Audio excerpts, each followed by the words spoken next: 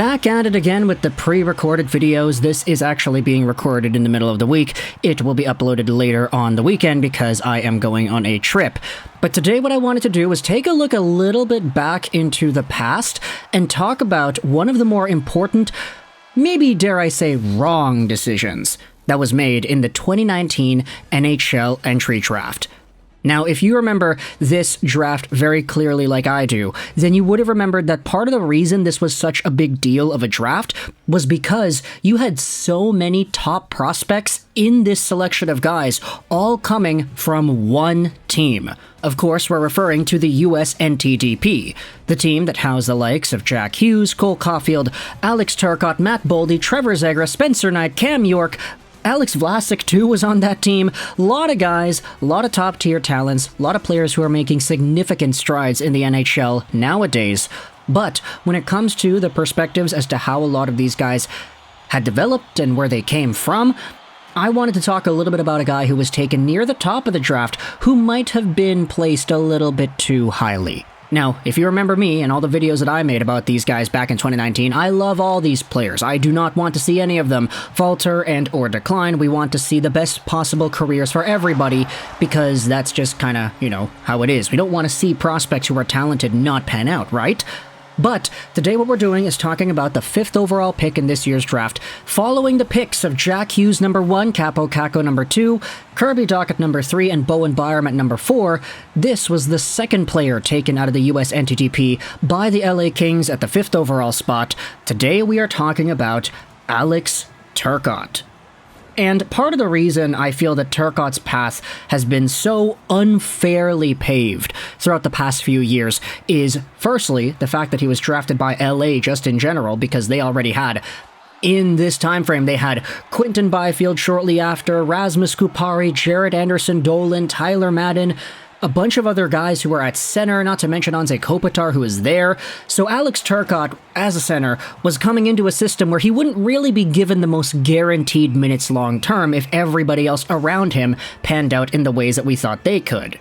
Furthermore, you had yourselves a bunch of injuries that really slowed Turcotte down. He missed a bunch of time because of concussion issues. He was getting hit recklessly, to be honest. We made videos about that over the past few years, but essentially the reason this video is being made is because I wanted to ask the question, with hindsight included, was Turcotte the right pick? And I wanted to have a very specific kind of hindsight conversation too, because if you had asked this question throughout the past few years, depending on when you asked it, you'd probably get different answers.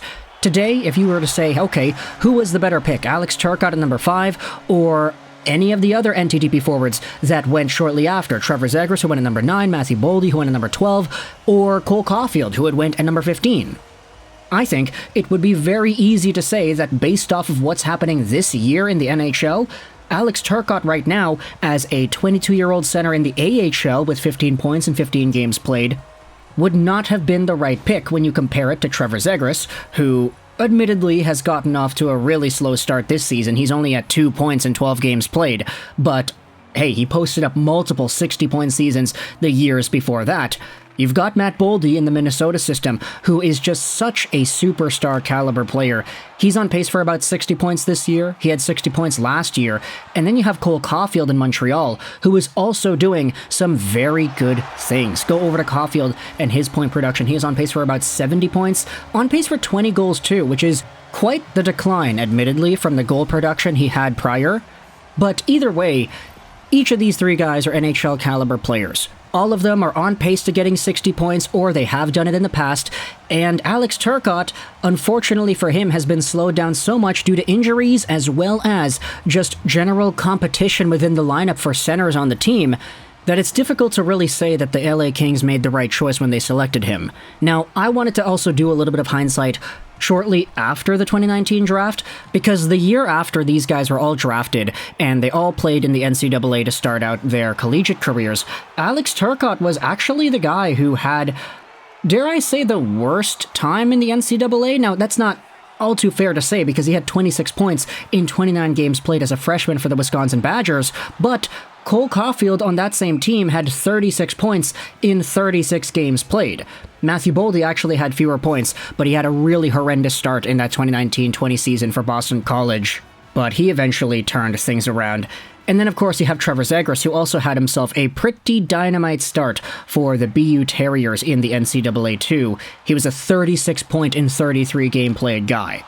Turcotte, all things considered, was not having the same flashy point production. Although you could debate that he was a center, and he was a guy who had two-way qualities, which is why he was valuable too, and it's why he was taken in the 5th overall spot in the first place. In fact, if you wanted to go back over to that 2019 draft and just review sort of the ideas floating around here, this is probably my time to shine, because I did a lot of research back in 2019. You know, I was a college student, really didn't have anything else to do in my spare time. So just researching and watching these NTDP games and seeing the differences between all the players, this was something that I had so much investment into. And realistically, if you had asked me back in 2019, hey, who's the second best player on the NTDP? I personally would have said Caufield, but if you told me that Turcotte would have been taken higher, I would have been like, okay, yeah, that makes sense. Mostly because Jack Hughes being number 1, that was unanimous, everybody agreed on that. But the second best guy, Alex Turcotte, the second guy who was drafted out of this team, was not a player who had exhibited full health the entire year. He had half the season cut off pretty much due to injury, but in the limited sample he did have with the US NTDP, he was the best point producer in terms of points per game outside of Jack Hughes. Not to mention the play style, where you had Matthew Boldy, who was that Swiss Army knife kind of winger who could do it all, win board battles, make really nice plays, play well defensively, score goals too. You had Cole Caufield, who was that undisputed, undeniable sniper. You had Trevor Zegras, who was the wizard with the puck. Alex Turcotte was the two-way molded center who acted as the glue for the entire profile of this team. He worked really hard, had one of the best work ethics in the entire draft, tied with guys like Podkolzin and Peyton Krebs. Not to mention the defensive responsibility, the face-off winning ability, and the points. Towards the end of the draft season, Alex Turcotte became healthy, and that's when he started playing and actually being a bit better than some of his NTDP teammates, which is why he shot up the draft rankings late into the year. So for the LA Kings to take him as their second best NTDP guy and the 5th overall player in the draft just in general, it wasn't that bad of a pickup back then. It's just, the year after in the NCAA, Turcotte produced fewer points than some of his teammates in the NTDP, and now in the NHL, I mean, Zegras, Boldy, Caufield, all 60-point pace guys, if not 60-point guys already. Turcotte is still in the AHL. He's a point per game over there too, which is good because it is an improvement over what he has done last year, but there still is that sentiment in the back of a lot of Kings fans' minds that says, yeah, I don't know if this was the right guy to take at number 5.